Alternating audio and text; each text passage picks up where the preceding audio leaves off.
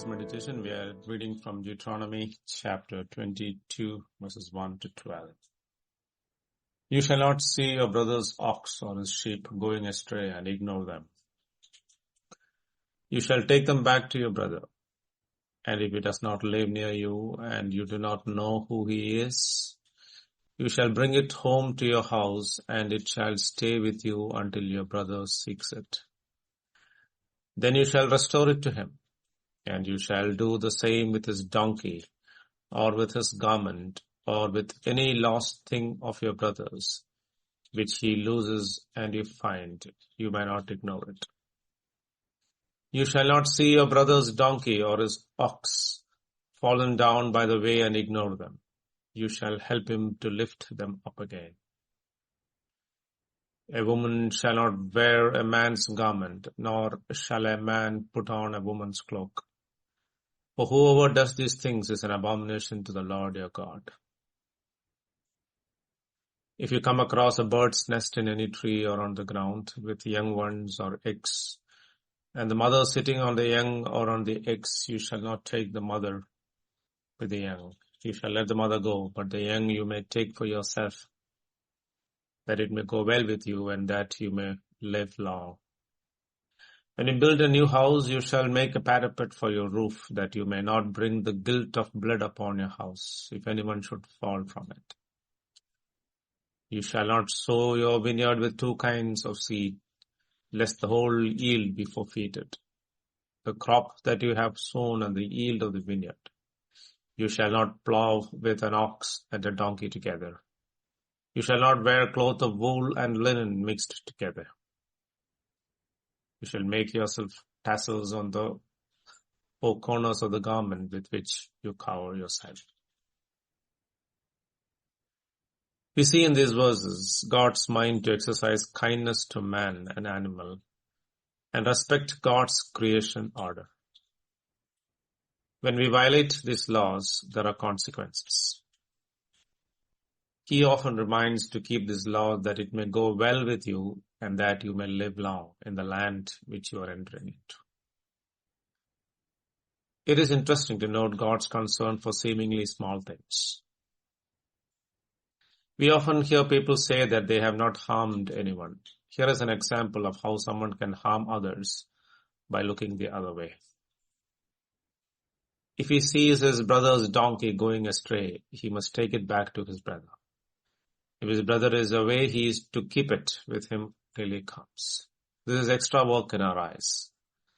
But because God expects each of us to behave exactly as he would want them to behave to us, Jesus said, do unto others what you want others to do unto you. This is how we should react to human suffering. It is easy to turn a blind eye to the suffering that we see around us. The Levite and the priest in the Good Samaritan parable was on their way to serve God in their temple duties. But they could not help a man suffering and in need. The Samaritan was also on an errand, but he stopped and got involved with a stranger to help him. Jesus ends the parable by saying, you go and do likewise. In these verses, God also makes it clear that his people should take care of each other's property in a spirit of kindness. In verse 5, he says, a woman shall not wear a man's garment, nor shall a man put on a woman's cloak. For whoever does these things is an abomination to the Lord your God. When God created man, he created them man and woman. There is a clear distinction between them, though both are created in the image of God and are equally valuable.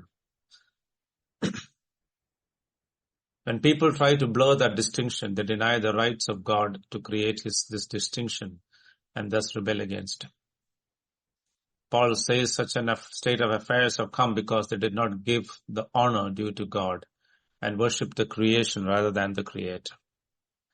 In Romans 1:24, we read, therefore God gave them up in the lust of their hearts to impurity, to the dishonoring of their bodies among themselves, because they exchanged the truth about God for a lie and worshipped and served the creature rather than the Creator, who is blessed forever. Amen.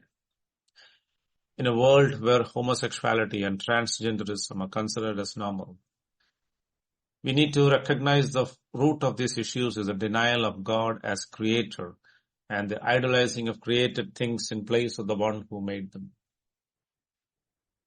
Man must have the last word on everything, it seems, even when it means denying reality and biology.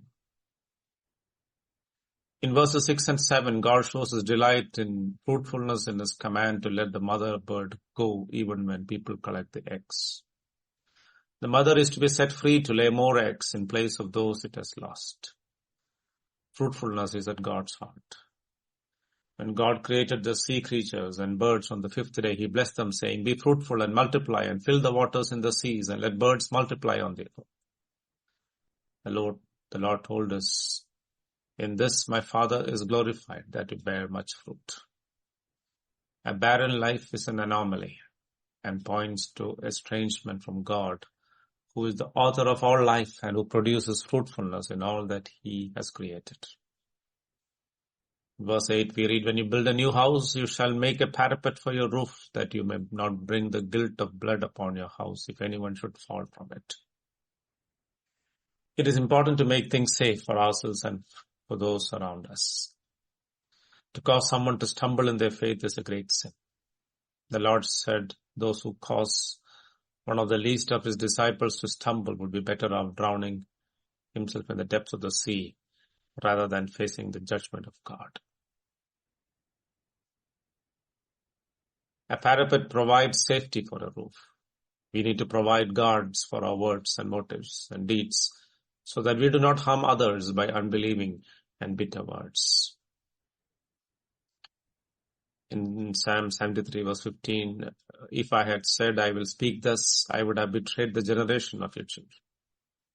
Also in Proverbs 25:28, "A man without self-control is like a city broken into and left without walls."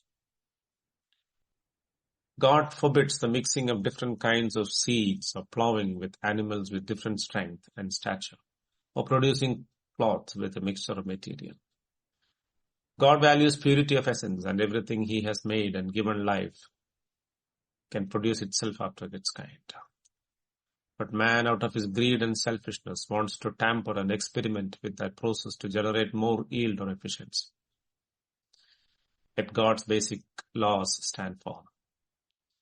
Everything brings forth fruit only after its kind. A good tree will bring forth good fruit, and a bad tree bad fruit. Let us take care that we do not ignore this fundamental principle. We need pure hearts towards God without seeking our own way or will. A double-minded man is unstable in all his ways.